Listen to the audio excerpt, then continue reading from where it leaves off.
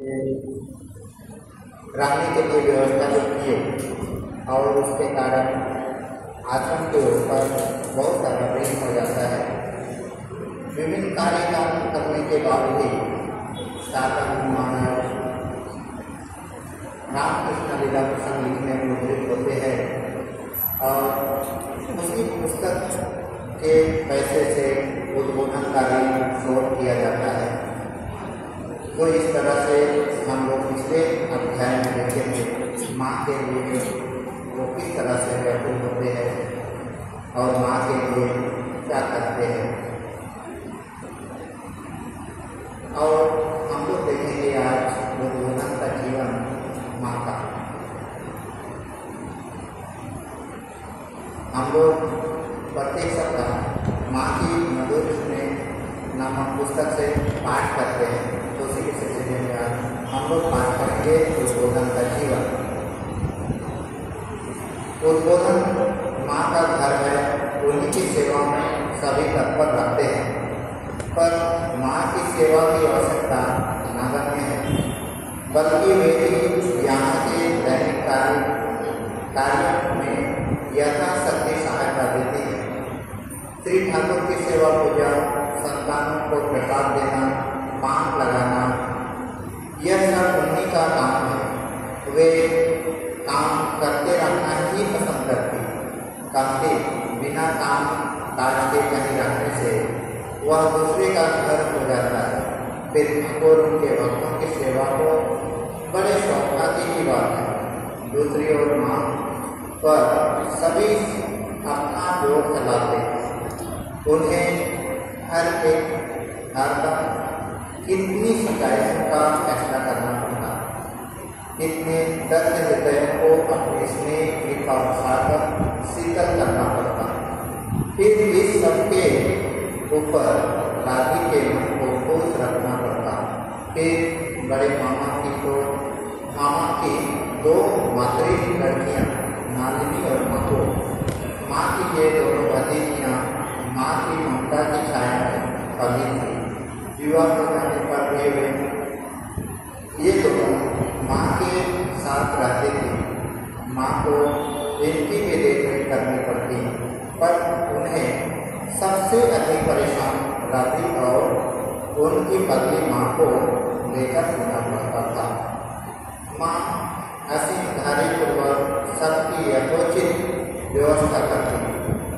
गोपाल, गुलाब माँ और योगेन माँ तो पुरानी भक्त महिलाएं थी।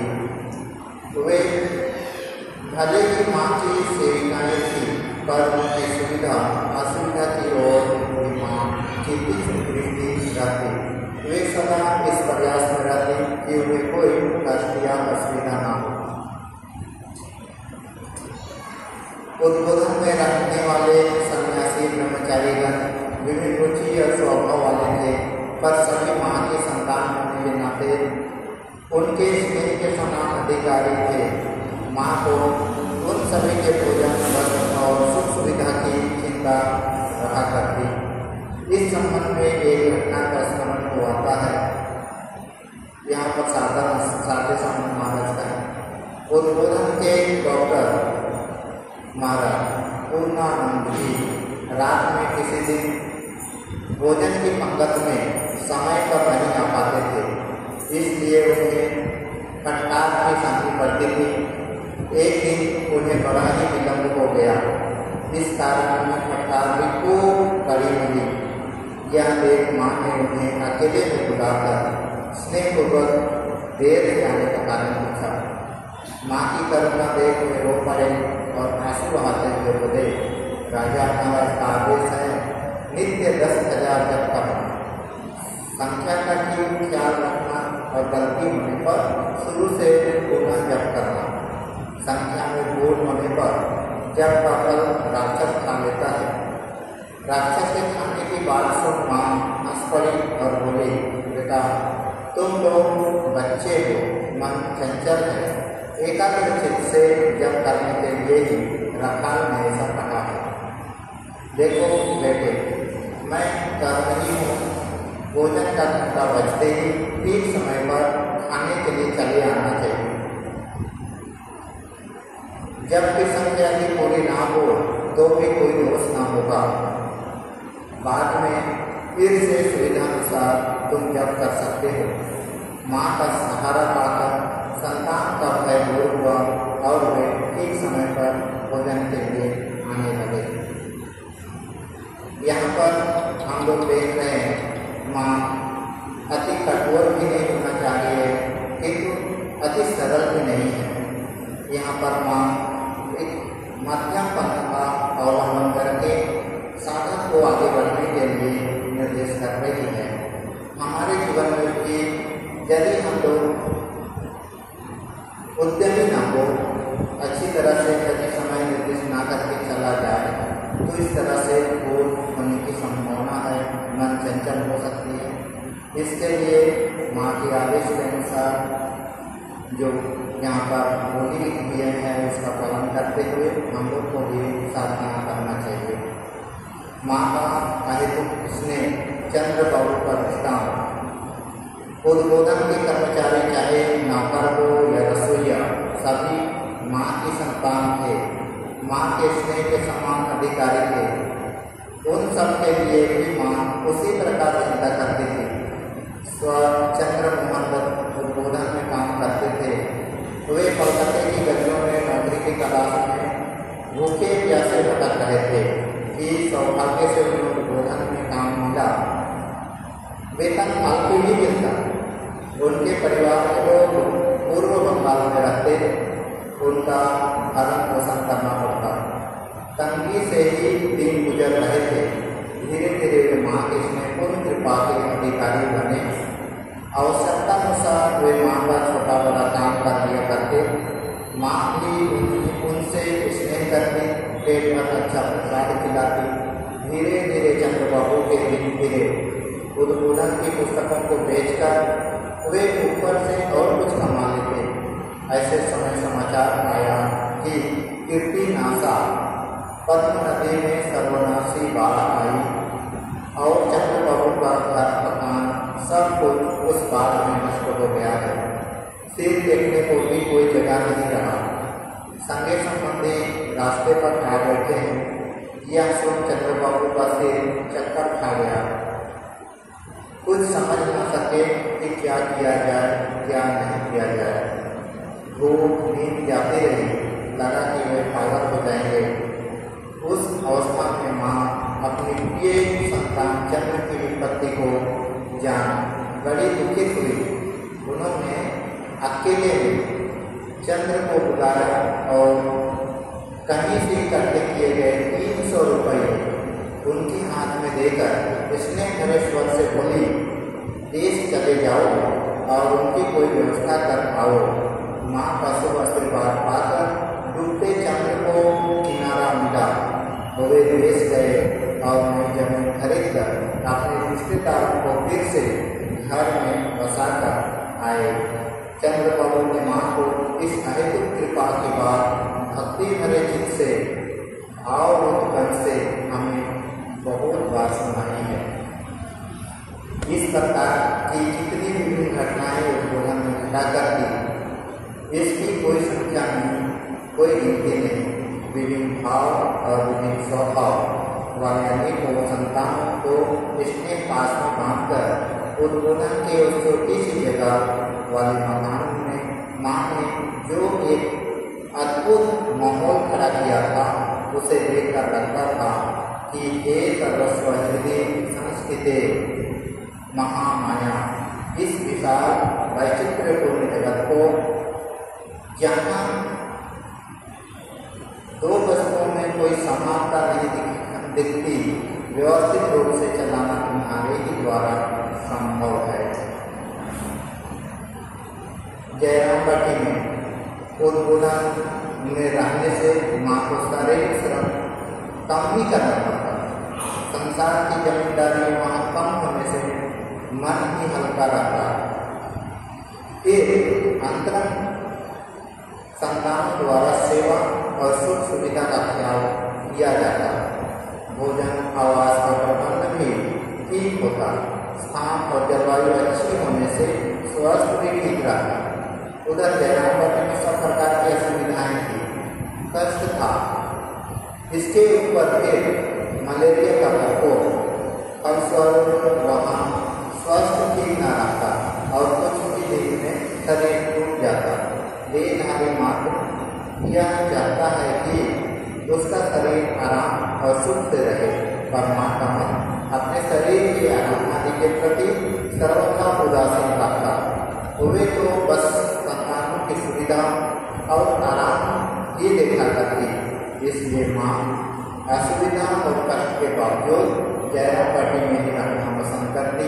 वहाँ रहने से जैसे एक और दूर से आए भक्तों को माँ के दर्शन की अधिक सुविधा प्राप्त होती, वैसे ही दूसरी ओर माँ भी इन संतानों के प्रति इच्छानुसार स्नेहों का प्रदर्शित कर पाती और उनकी सुख सुविधा का अधिक ख्याल कर पाती। अन्य और भी कुछ कारणों से माँ गाँव में रहना पसंद करती। वे कारण संभवतः ये भी हो सकते हैं। शहर की दबी घुटी हवा की अपेक्षा गांव का पूरा परिवेश उन्हें अच्छा लगता था। उद्बोधन में यदि सन्यासी एवं अन्य भक्तगण उनकी सेवा करने के लिए अत्यधिक लालयित रहते, पर माँ किसी पर साक्षात कोई भार देना पसंद नहीं करती थी। भतीजियों और भाइयों की पत्नियों के साथ उनकी सेवा करना सहज बात नहीं थी। वह सब बड़ी झंझट का काम था। यह सब वो विशेष रूप से सोचा करती थी। राधी कई कारणों से गाँव में ही रहना पसंद करती थी और माँ उसे छोड़कर रहना ना चाहती थी। राधी को उद्बोधन में रहने के लिए महाराज लोगों ने अपनी कोशिश की। उनकी सुविधा के लिए वहाँ एक कमरा अलग रख दिया गया, जिससे वह अपने पति के साथ वहाँ रह सके। फिर भी वह उद्बोधन में रहना पसंद न करती थी। संभवतः यही कारण हो सकते हैं। असल बात तो हो सकती है कि इच्छा में इच्छा जैसी हो वही सर्वस्व है। एक बार माँ जयराम पार्टी में थी। उसकी बीमारी का समाचार पाकर शरद महाराज चिकित्सक सेविकाएं गुलाब माँ और योगी माँ को ले वहाँ उपस्थित हुए। स्वस्थ हो जाने पर उन्हें लेकर कलकत्ता लौटने की इच्छा थी। माँ की बीमारी दूर हुई। महाराज इस प्रयत्न में लगे रहे कि माँ की दुर्बलता दूर हो। 1 महीने तक वे रुके रहे। माँ बहुत कुछ स्वस्थ हो गई, पर कलकत्ता जाने का मन न था। मन की बात समझकर शरद महाराज भी मौन रहे, कुछ कहते न थे। पर योगी माँ अधीर हो गई। उन्होंने शिकायत के स्वर में शरद महाराज से कहा, कहो शरद, तुमने तो कहा था कि माँ ने कोलकाता चलने का आग्रह करो, पर तुमने उनसे कुछ नहीं कहा। शरद महाराज से झुकाकर मौन ही बने रहे। योगी माँ जब उन्हें बारंबार बात करने लगी तो वे अत्यंत ऊंचे स्वर में बोले, जब उनकी जाने की इच्छा नहीं है तो फिर बोलकर क्या हुआ। अन्य एक दिन जब गोपाल माँ ने उनसे कहा कि जयराम पट्टी में तरह तरह की असुविधाएं हैं, वहाँ माँ का स्वर सुधारना संभव नहीं होगा, तो इस बार उन्होंने कुछ देर चुप रहकर गंभीर और करुण स्वर में उत्तर दिया, उनकी यदि यही काम छोड़ने की इच्छा हो तो उसमें भला कौन बाधा दे सकता है। यह सुनकर सभी के उत्तर हो रहे।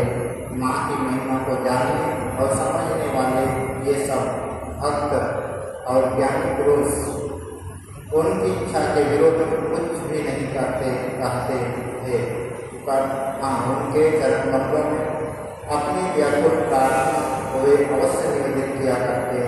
माँ भी समय देखकर उसे पूरा करती। माँ के लड़के अबोध जो है, इसलिए वे बिना संकोच के हृदय की इच्छा व्यक्त कर बैठते हैं। माँ हंसती है, कभी सुनती है, कभी नहीं सुनती, बुलवाकर अनमश कर देती है। इस तरह से माँ की इच्छा। और यहाँ पर और एक कारण हमारे समझ में आती है कि भक्त लोगों को जयराम के उद्बोधन में रहने समय उनको ठीक से दर्शन नहीं हो पाता था। माँ उसको अच्छी तरह से खिला नहीं पाती थी और वहाँ पर घूंघट में हमेशा ना रहती थी, इसलिए सबको दर्शन ठीक से नहीं हो पाता था। इसके लिए माँ जयराम पट्टी में रहती और सबकी सेवा भी करती। अपने पुत्र की भांति उसको खिलाना पिलाना, एक तरह से माँ की भी सेवा करती। इसके लिए जयराम बाटी में माँ सबकी सेवा पाने के लिए सबको सेवा करने के तो वहाँ पर रहती थी। यहाँ पर उस समय बीमारी के कुछ दिन पहले से ही कपिल महाराज जयराम बाटी में थे। वे माँ की बीमारी से बड़े पीड़ित हुए। वे यथासाध्य माँ की सेवा कर रहे थे। वे माँ के विशेष स्नेह भजन थे। उद्बोधन में बहुत समय से श्री चरणों की सेवा का सौभाग्य मिला।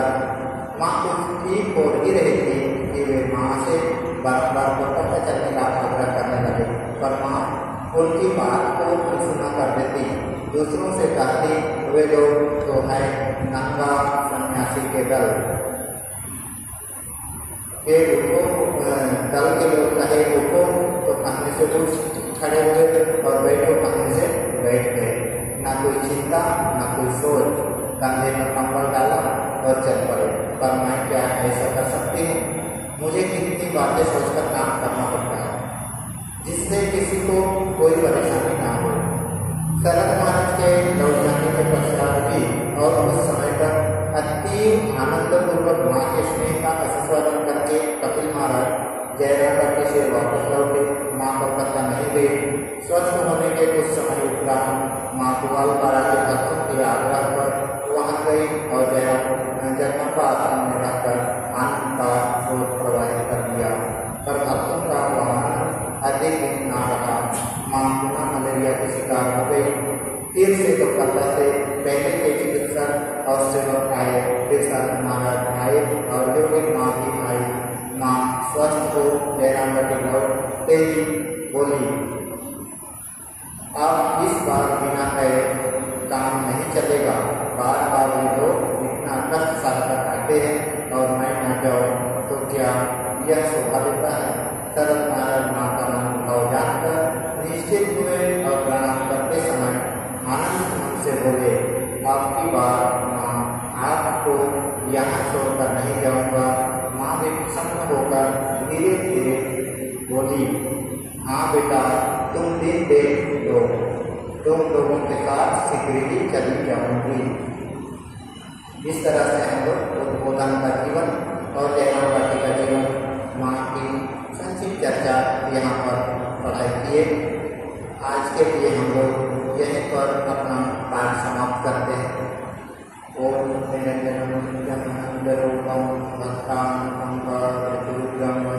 ईशावतारं परमेश्वरं राम